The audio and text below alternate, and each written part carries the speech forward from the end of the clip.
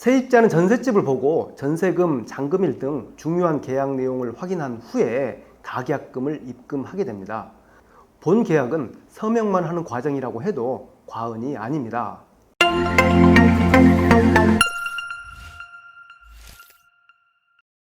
시청자 여러분 반갑습니다. 서울시 형박사 황규현입니다.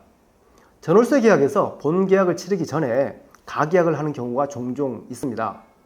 세입자가 전셋집만 보고 집주인은 보지도 못한 상태에서 공인중개사의 조율하에 가계약금을 입금하게 되는데요. 가계약금, 그 뭔가 없어 보이는 명칭 때문에 막연히 잘못되면 돌려받을 수 있겠지라고 생각할 때도 있고, 그 가계약금 금액이 본 계약금보다는 상대적으로 훨씬 작아서 가볍게 여기는 경우도 있습니다. 사실 경중을 따지면 본 전세 계약보다 가계약이 절대 가볍지는 않습니다. 본 전세 계약은요, 가계약할 때 그리고 가계약 이후에 조율했던 내용을 문서로 확인하는 과정입니다. 즉 전세 계약의 주요한 내용은 가계약 입금 시에 결정됩니다. 세입자는 그 전셋집을 처음 접했고 집주인은 세를 여러 번 내놨고 경험이 풍부하기 때문에 세입자는 더욱더 신중해야 합니다. 집주인은 프로, 세입자는 아마추어라고 할 수 있습니다. 세입자가 전셋집 보고 나서 가계약금 입금하기 전에 꼭 확인해야 할 사항 넘버 5. 1번 보증금과 월세, 2번 잔금일 즉 입주일이죠. 3번 계약금과 가계약금, 4번 근저당권 등 선순위 권리, 5번 집수리 즉 도배, 장판, 싱크대 교체, 전기 등 교체 등입니다. 그 외에 전세대출 동의라든지 계약기간 등도 있고요.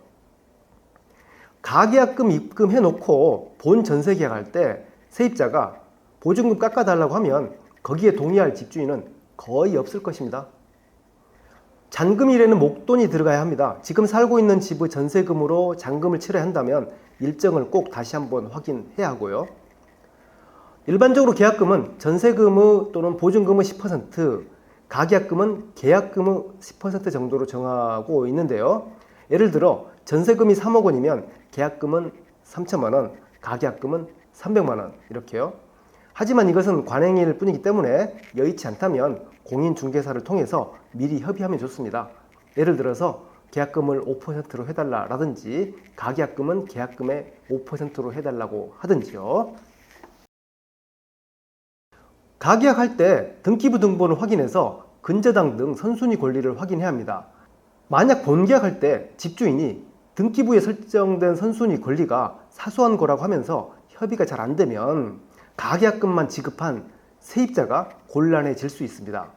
등기부 등본은 본계약할 때도 확인해야겠지만 가계약금 입금하기 전에도 꼭 확인해야 합니다. 마지막으로 5번째, 집수리입니다. 도배, 장판, 등기구 교체, 싱크대 교체 등 집주인에게 부탁할 만한 게 있으면 이것도 가계약금 입금하기 전에 요청하는 것이 좋습니다. 본계약하면서 집주인과 세입자가 마주 앉았을 때는 세입자가 집주인에게 요청해서 협의하기란 쉽지 않습니다. 세입자는 위 5가지 사항을 모두 다 확인한 후에 가계약금을 입금해야 합니다. 일반적으로 가계약금이 적은 금액은 아니지만 보증금이나 계약금에 비해 상대적으로 작기 때문에 소홀히 생각할 수 있습니다. 그렇지만 서울에서 웬만한 주택의 가계약금은 일반 월급쟁이들 한 달치 월급을 훌쩍 넘습니다. 세입자가 한 번 가계약금 입금하면 정말 특별한 경우가 아니라면 돌려받을 수 없기 때문에 그 돈이 아까워서라도 계약을 취소할 수 없는 게 일반적입니다. 가계약금 한 번 입금하면 모든 것을 긍정적으로 생각하려는 경향이 있습니다. 그러다가 전세사고를 어느 정도 미리 인지하면서도 당하는 경우도 발생할 수 있고요. 따라서 세입자가 가계약금을 입금하기 전에는 100번이라도 다시 한번 꼭 생각해야 한다라는 말씀을 드립니다. 다음은 가계약 입금할 때 개업공인중개사가 집주인과 세입자에게 공유한 문자 전송 사례입니다. 개업공인중개사 땡땡땡은 임대인 즉 집주인이죠. 임차인과 아래와 같이 전화통화로 협의하였음을 확인합니다.